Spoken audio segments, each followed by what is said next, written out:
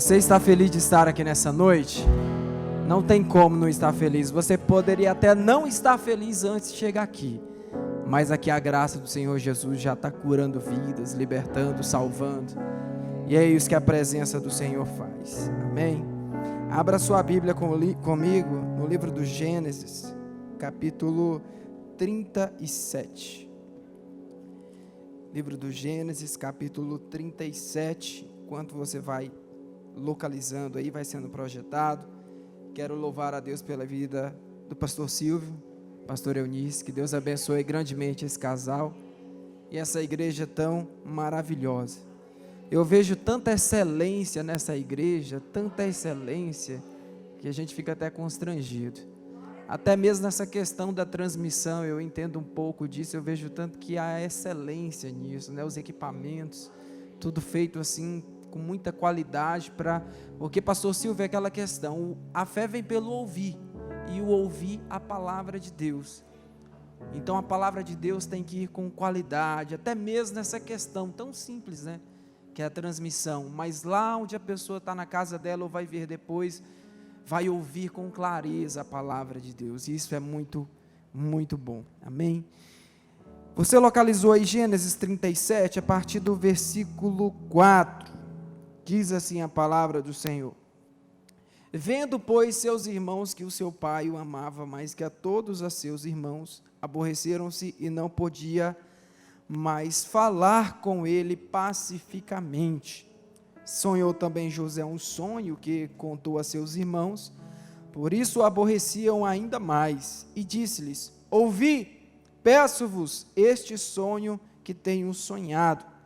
Eis que estávamos atando molhos no meio do campo, e eis que o meu molho se levantava e também ficava de pé, e eis que os vossos molhos o rodeava e se inclinava ao meu molho.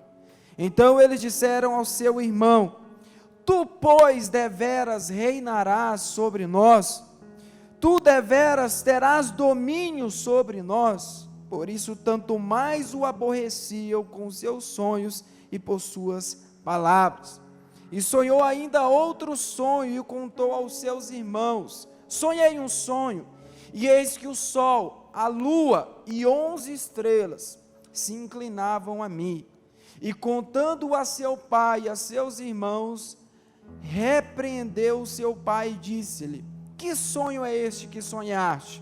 Porventura viremos eu e tua mãe e teus irmãos a inclinar-nos perante ti em terra? Versículo 11, seus irmãos, pois, o invejavam, seu pai, porém, guardava esse negócio no seu coração. Aleluias. Hoje já foi ministrado aqui que é uma noite de cura, e eu creio que há uma cura de Deus. Eu acredito que pessoas já foram curadas, mas ainda tem cura de Deus sobre a vida de pessoas aqui nessa noite, seja dos que estão aqui presentes, seja dos que estão em casa, em algum lugar assistindo essa transmissão, seja que vai assistir daqui 1 ano, 10 anos, vai ter cura na sua vida, em nome de Jesus. Nós estamos com um tema aqui: como influenciar a minha geração, né? O que é influenciar? Influenciar é ter uma ideia, ter um projeto, ter convicções, ter posicionamento, ao ponto de agradar a pessoas, a chamar a atenção de pessoas e se tornar um referencial para aquelas pessoas. Quando se trata de sonho, aqui falando da pessoa de José, no nosso tempo a gente vai lembrar de um homem muito conhecido, que já não está mais entre nós, mas que marcou o planeta Terra com a sua vida e com o seu projeto, com o seu sonho, que o título do seu maior texto narrativo, do seu maior argumento, foi I Have a Dream. Eu tenho um sonho. Você tem um sonho ligado em Deus aqui nessa terra? Se esse sonho veio de Deus, eu quero te dizer, você é um influenciador nessa geração. Você é alguém que Deus depositou algo dentro de você para ser uma luz, um farol, um luzeiro em que pessoas vão olhar e vão dizer: ele é uma pessoa que eu vou seguir. Por quê? Porque o brilho de Deus está dentro dele. Mas escute, quando a gente olha para a vida desse jovem, eu quero ser breve, chamado José. José é um rapaz de 17 anos de idade. Ele é filho de Jacó, neto de Isaac, bisneto de Abraão. Olha o lastro, olha a árvore genealógica desse rapaz. Eu não sei você, mas eu não tenho uma árvore genealógica tão linda como é a árvore genealógica de José. O meu pai é um homem que eu não tenho muitas lembranças boas, não sei você no seu relacionamento paterno.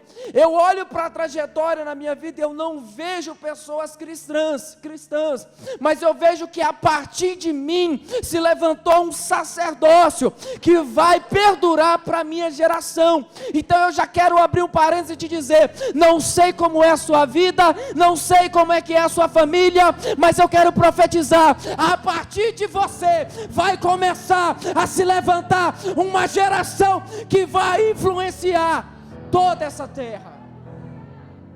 José se levanta como esse jovem, e ali tinha um problema familiar, porque, irmãos, tem uma coisa que tem no seio da família, é problema. Família é isso, irmão.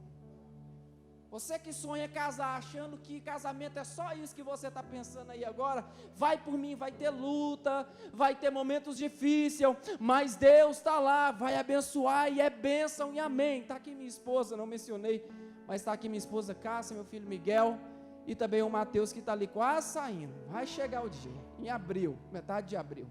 Minha esposa já está pedindo: Deus, chega logo, né? É cansativo, acho que não vamos nem animar, pastor, para o terceiro, vamos parar por aí mesmo.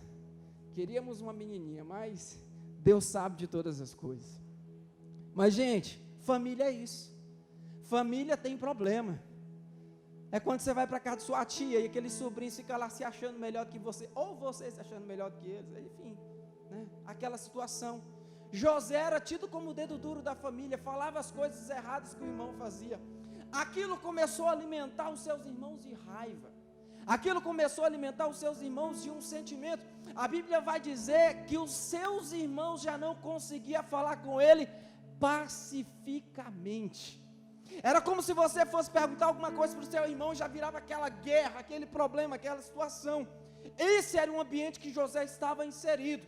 Mas lá do alto, Deus olhou para José e disse assim: José, eu sondei o teu coração, eu vou te dar sonhos, eu vou te dar um projeto que não vou dar para ninguém, é para você.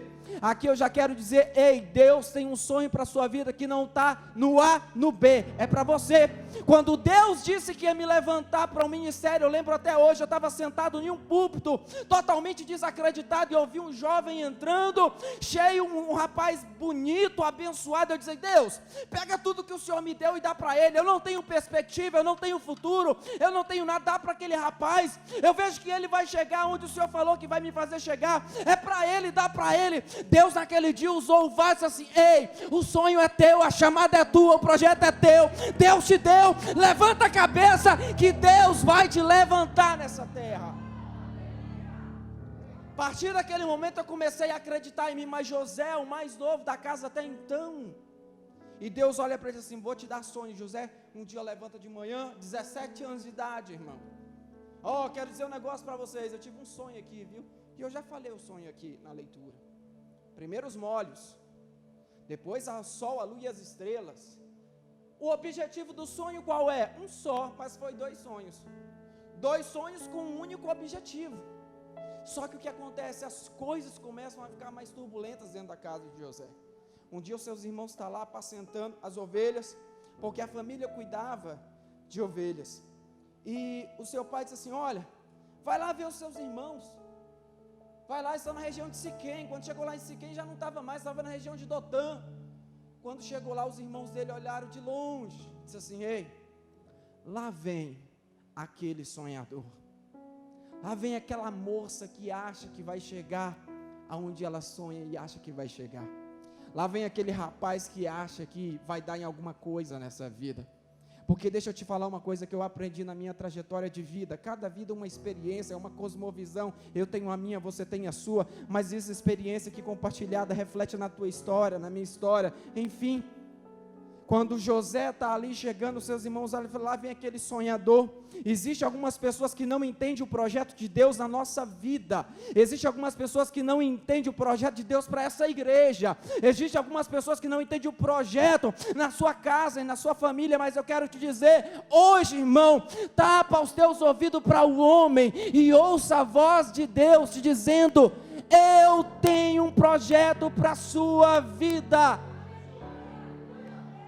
José está se aproximando, seus irmãos tramam tirar a própria vida de José. Aí se levanta Rúben: não vamos fazer isso. Rubens, o nome dele significa aquele que vê com clareza. Rúben teve uma oportunidade de fazer alguma coisa boa na sua história, porque a trajetória de vida desse rapaz não é muito legal. Primeiro, ele se deitou com uma concubina de seu pai, já errou aí. Existe uma geração que está sendo tomada pelo desejo sexual e o sexo fora do casamento. Eu quero te dizer, Deus, Ele preserva a santidade. Viva em santidade e Deus vai abençoar o teu futuro. Vai ser de bênção, de paz e de prosperidade nessa terra.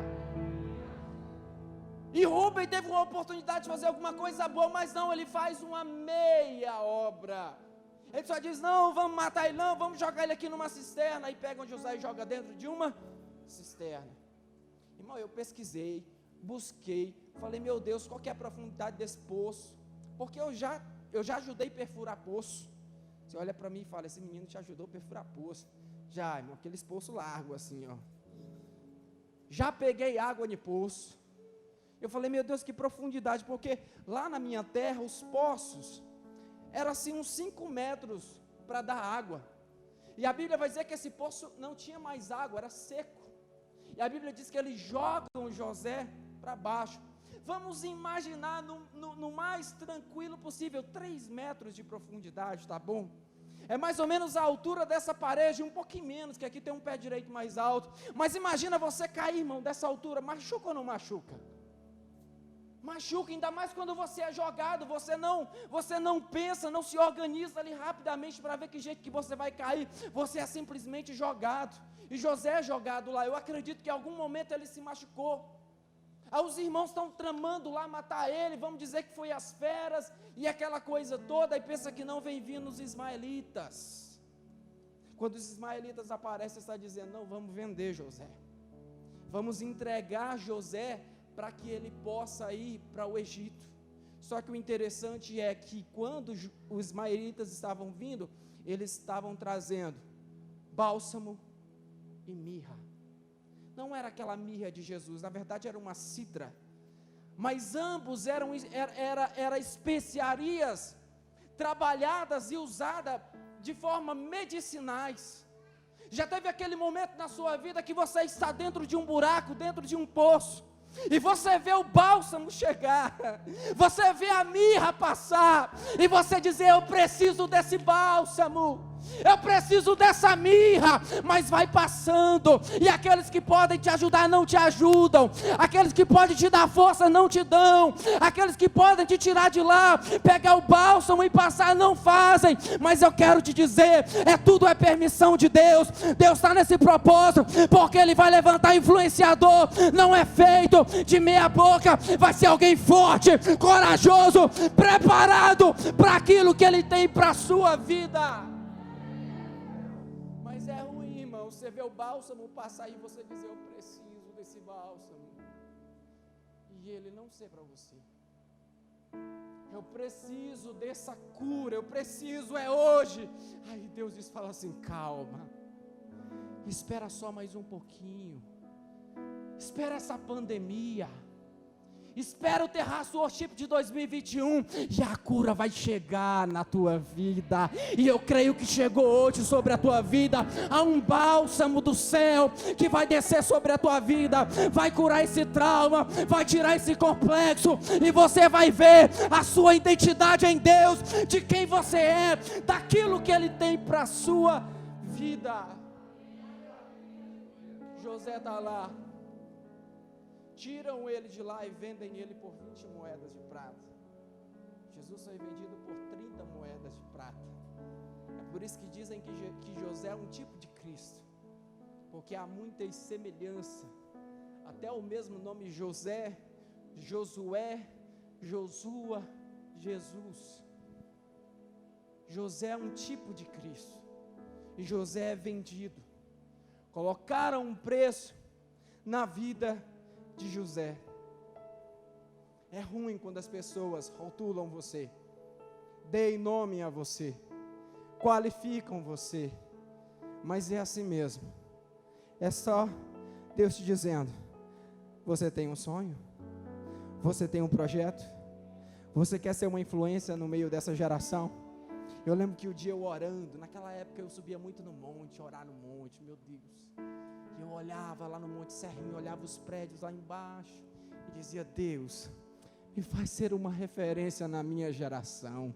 Eu não sabia que aquilo, eu nem me tornei uma tão referência, porque às vezes a gente acha que ser referência é ser famoso, e não é. Ser referência é os jovens da nossa igreja, é as pessoas que estão à nossa volta, e olhar e dizer: eu admiro o teu casamento, eu admiro a tua vida, eu admiro o jeito que você prega, o jeito que você vive, o jeito que você fala. Aí você vai se tornando uma referência. É quando você termina de ministrar, alguém manda uma mensagem, ou alguém chega no final e diz assim: como Deus falou comigo nessa noite.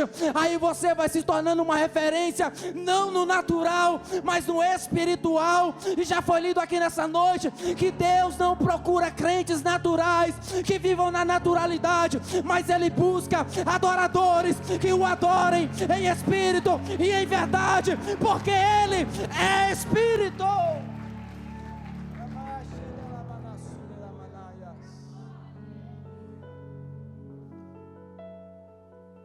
José vai para o Egito. Tem um tempo na nossa vida que a gente vai para o Egito, mas deixa eu te dizer, irmão, quando Deus está na nossa vida, os homens tentam, porque o diabo, esse dia eu estava falando para os jovens numa igreja do nosso campo, ali no setor Castelo Branco, uma igreja que está sendo construída lá, e eu falava sobre Gideão. Gideão se levantou como uma referência, e Deus falou para ele: Gideão, você já tirou 22 mil? Porque não era 32 mil, não preciso de muita quantidade, eu preciso de corações verdadeiros, de alguém que saiba vestir a armadura certa para a batalha certa. Gideão, você já dispensou 10 mil, você está com 300, só que você está com medo. Vai lá nos arraial dos inimigos e vai ver o que eles estão falando de você. Vai ver. Gideão chega lá, aí tem um contando para o outro: rapaz, essa noite eu tive um sonho, que vi uma bola assim, ó, cair em cima do arraial, destruía tudo. Rapaz, aquilo eu acredito que é a espada de Gideão. O outro olhou e disse assim: é a espada de Gideão. O que Deus ministrou no meu coração? Que o inferno está de cá, está olhando para você e está dizendo: rapaz, aquela moça, se ela souber o projeto de Deus para a vida dela, a gente está acabado. Todas as vezes que a gente tentou destruir o emocional dela, o sentimental dela, os sonhos dela, a expectativa dela, vão cair por terra nessa conferência. Aquele rapaz, se ele entender que Deus está na vida dele, vamos atacar a mente dele, vamos atacar o projeto dele, o sonho dele, não vamos deixar a luz dele brilhar, vamos atacar, porque se ele entender que Deus está na vida dele de fato, rapaz, ele vai se levantar e a gente está destruído. Irmão, entenda, no espiritual, o diabo está de cá e ele torce para você não ver a sua identidade em Deus, mas hoje você vai se levantar na força de Deus, entendendo que há uma chama de Deus dentro de você. O diabo querendo ou não, ele querendo ou não, você vai saquear o inferno e povoar o céu. Referência. José vai para o Egito, só que a mão de Deus estava sobre José. Esse é o problema. Para eles, para nós, uma bênção. É por isso que o mundo não entende tanta perseguição contra a igreja.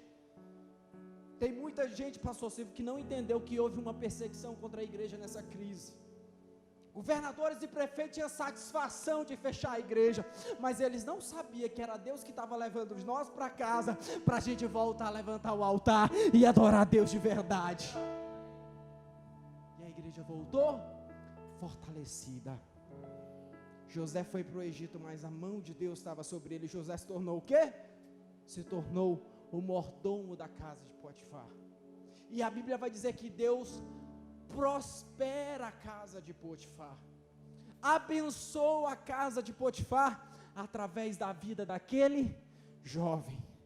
Eu quero profetizar, jovem, que onde você coloca as plantas dos seus pés, naquela empresa, aquela empresa vai crescer, vai prosperar, porque tem um homem de Deus que vai estar lá, que vai dizer, ó, melhor aqui, é isso e aquilo, está fazendo errado, porque Deus vai te dar um entendimento daquele lugar, aonde você colocar a planta dos seus pés, Deus vai te dar sabedoria, e vai fazer aquele lugar crescer, e prosperar, e Deus ser honrado, através da sua vida. Porque é isso que acontece com José. José começa a prosperar a casa de Potifar. Só que eu te chamo a atenção para uma coisa. Todo grande homem, vou dar o exemplo novamente de Martin Luther King. I have a dream, um sonho tal. Aquele homem foi perseguido, foi tentado, foi humilhado, caluniado. Da mesma forma José tinha um sonho, mas dentro da casa de Potifar ele foi tentado, e a Bíblia vai dizer que aquela mulher tentava ele diariamente. Eu posso falar uma coisa para você, jovem, essa conferência é específica para jovens. Eu quero te dizer uma coisa: o diabo quer fazer você romper esse laço de santidade com Deus. Ele te tenta dia após dia, aí você canta aquela música do Thales, mas todo dia o pecado vem e me chama, mas eu quero, é Deus, eu vivo, é para Deus, porque se você se posicionar, Deus se posiciona no Espírito ao seu favor. José se posiciona e diz não. A nossa geração precisa aprender a dizer não, não, não. Eu vivo para Deus. Eu sou de Deus. José está sendo tentado ali dentro da casa daquela mulher.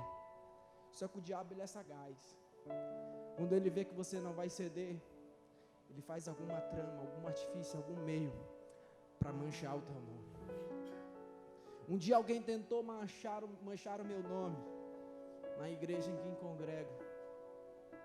E graças a Deus pela esposa que Deus colocou do meu lado, uma mulher pacífica, equilibrada, conselheira.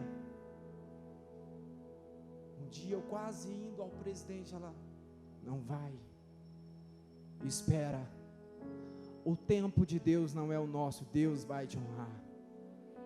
E a pessoa, chegou o tempo de Deus agir, e Deus agiu e me honrou, para a glória do nome de Jesus. Mas deixa eu te falar, o diabo é sagaz. O diabo é sagaz. Aqui aquela mulher viu que não ia conseguir. Aliás, o diabo na vida dela via que não ia conseguir, e tentou manchar o nome de José. O interessante, pastor Silva, a gente que assiste esse jornal, ontem eu até falei para minha esposa, o jornal lá, irmão, aquele jornal do meio-dia, em vez de trazer informação, tanta coisa, só fala de quem morreu, de quem vai morrer, de quem está isso, quem está aquilo. E não é Covid, quando é Covid a gente até para analisar, mas é tanta coisa ruim, tanta informação ruim. Mas lá tem umas informações que a gente vê quando é um homem que abusa mulheres. É tanta coisa ruim que acontece com um homem que abusa mulheres quando ele vai para dentro de uma prisão, porque os que estão lá não têm dó nem piedade mesmo de quem faz esse tipo de delito. Não tem. Nem esses homens que estão lá, que fizeram coisa errada, que são maus, não tem dó e piedade dessa pessoa. Mas a Bíblia vai dizer que José foi para a prisão com essa mancha de um homem que abusa de mulheres. Mas se a gente olhar a palavra, a Bíblia vai dizer que Deus deu graça a José diante dos olhos do carcereiro, e dizendo: ninguém vai tocar na integridade física desse rapaz, ninguém vai encostar na sua integridade física, na sua integridade espiritual, na sua integridade emocional, porque Deus está guardando a sua vida. José está lá, irmão. José se torna um administrador da prisão. Isso só não acontece no Brasil, mas lá aconteceu. José começa a administrar. Só que certo dia, um copeiro e o padeiro do rei foi para lá, preso também. Fizeram alguma coisa que chateou o rei. Só que o interessante é que os dois tiveram um sonho. O copeiro falou: rapaz, eu sonhei aí com umas uvas, uns trem, eu amassava, dava para o rei. Que negócio é esse? Aí José fala assim: olha, eu sei a interpretação, Deus me mostrou. Que o interessante no jovem cheio de Deus é isso. Não, eu não prego bem, é Deus que me usa. Não, eu não canto bem, eu tenho uma voz ungida, mas se não tiver a gotinha do óleo do Espírito Santo, não sai nada, não flui nada. Ah, eu faço isso, faço aquilo, mas se não tiver a presença de Deus, é como o hino aqui que foi cantado: quem já pisou no santo do santo, em outro lugar, ele não sabe viver. José olha e fala assim: não é eu, é Deus, mas Deus me deu a interpretação, é isso, você vai ser restituído daqui 3 dias. O padeiro ficou olhando, falou: rapaz, eu tive um sonho também, tinha um cesto aqui na minha cabeça, as avezinhas comia e tal, aquela coisa, que é isso? Já para você não é muito bom, daqui 3 dias você vai ser assunto de novo ao rei, vai estar na presença dele, mas ele vai mandar te enforcar, vai mandar cortar sua cabeça empalada e tal, e as aves vão comer o seu corpo. E ele ficou preocupado, mas foi exatamente isso que aconteceu. O copeiro volta, e José fala assim: olha, quando você estiver na presença de Faraó, lembra de mim, lembra de mim. Quantas vezes eu falei isso para alguns amigos: ô amigão, lembra de mim. Não lembrava. Você já passou por isso? Lembra de mim e não lembrava. Quantos momentos já vivi assim, mas era Deus forjando, dizendo: José, ainda tem um tempinho que você vai ficar aqui, calma, eu vou te levantar no momento certo. Irmão, toda a arma de Deus, e eu creio que eu estou olhando aqui para um exército de armas de Deus nessa terra, Deus vai te levantar no momento certo. Talvez Deus vai te usar toda semana em um culto, em um lugar. Talvez Deus vai te usar todo dia. Mas tem pessoas que Deus usa uma vez na terra, mas vai abalar as estruturas. Mas quando Deus levanta, é no tempo certo e na hora certa. Então, se está doendo aí, irmão, está machucando, você foi jogado no poço, foi caluniado, foi vendido, foi traído, foi esquecido, calma, Deus tem a hora certa de te levantar. Calma. O copeiro esquece, José fica lá. Só tem um porém. Pastor Silvio, o faraó teve um sonho. O faraó teve um sonho, estava lá. Irmão, e que sonho esquisito. Já teve aquele dia que você sonhou um sonho esquisito? Que sonho esquisito. Você está lá na beira do rio Nilo, de repente saem 7 vacas bonitas, gordas, aquela coisa. Ele: nossa, que coisa bonita. Pensa que não, sai 7 vacas magras, feias, que ele disse que nunca viu em toda a terra do Egito. E aquelas vacas magras comem as vacas gordas, mas elas continuam magras. Da mesma forma, 7 espigas de milhos brotam de cereais, bonitas, viçosas, belas, cheias de grãos. Aquela coisa, só que se levanta atrás dela outras espigas secas, queimadas pelo sol, maltratadas pelo vento, aquela coisa toda, e elas consomem. Olha que sonho esquisito. E Faraó acorda, ele fala: que sonho é esse? Ele pergunta para todo mundo a interpretação, e ninguém sabe de nada. Quando Deus for te levantar, você vai ser a única pessoa que vai ter a solução para aquela situação. Eu me lembro de Isaías, quando entra dentro da casa do Senhor, e ele viu a glória de Deus, e ele diz: ai meu Senhor, porque eu te vi, e eu vou perecer, eu vou morrer. E Deus diz: não vai não, está saindo um anjo com uma brasa, vai tocar teus lábios, porque você já confessou que você tem lábios lábios impuros e habita no meio de um povo de impuros lábios. Então vem do céu e vem e purifica. E Isaías olha e vê uma grande obra, e Deus bradando e dizendo: a quem enviarei e quem há de ir por nós? Isaías se levanta e diz: Pai, eis-me aqui, envia-me a mim. Você é esse profeta, você é esse moço, essa moça que Deus conta para levantar nessa geração caída. Você é esse, você é esse. José está lá quietinho na dele. Os magos, nenhum deu conta. José, quando se apresenta: é, Senhor, não é eu, é Deus que me revela. Ele coloca a glória, a honra, o louvor para Deus novamente. José fala assim: Faraó, vamos ler? Eu quero ler 41, 25, 41, 25, eu vou ler e a gente vai encerrar. Então disse José a Faraó: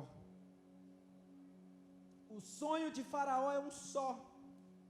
O que Deus há de fazer notificou a Faraó. Aí ele conta aquela questão das vacas.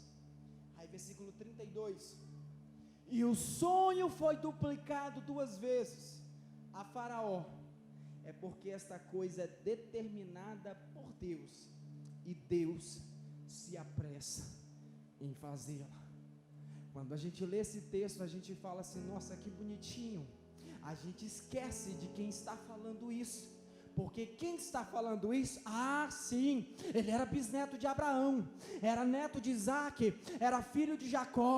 Abraão, Deus falou com ele: sai da tua terra, do meio da tua parentela, e vai para um lugar que eu vou te falar. Era alguém que tinha intimidade com Deus, foi chamado amigo de Deus. Isaac, Deus olhou para ele e disse assim: rapaz, o mesmo pacto que eu fiz com seu pai, eu fiz com você. Ah, Jacó, você errou um pouquinho, mas você lutou comigo, e você se posicionou e prevaleceu. Então eu mudei o teu nome, agora é Israel, é príncipe de Deus. Não era só esse jovem que estava lá. Era um jovem machucado. Era um jovem que foi jogado pelos seus próprios irmãos dentro de um poço. Vai olhando para a tua história enquanto eu falo isso. Era um jovem que lá na frente os próprios irmãos vai dizer: ô Dan, ô Rubem, ô Naftali, me ajuda! Lá dentro do poço. Eles mesmos vão dizer que não deram ouvido para José. É alguém que é tirado do poço e é vendido como escravo. É alguém que é traído. É alguém que é caluniado. É alguém que é jogado dentro de uma prisão. 17 anos sofrendo. 17 anos chorando, mas adorando. 17 anos com tudo aquilo dentro dele. Aí ele vê agora um faraó que tem também 2 sonhos, porque o sonho de José foi um só, é o mesmo destino, ele foi também duplicado.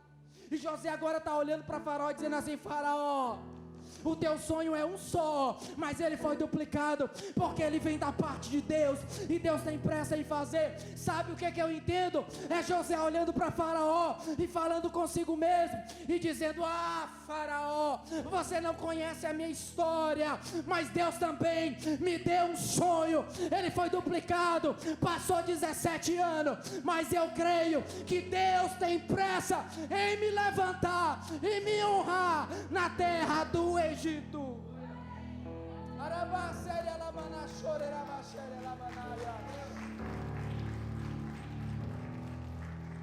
Você tem coragem hoje de se levantar e dizer: Deus, eu estou sofrendo, não me deram o bálsamo e a mirra quando eu precisava, eu estou padecendo, estou sofrendo isso, aquilo, estou sendo rejeitado, mas o sonho que o Senhor me deu, ele é da parte de Deus. Ei, jovem, eu quero te fazer uma pergunta nessa noite: quantas vezes Deus já falou contigo? Foi 2?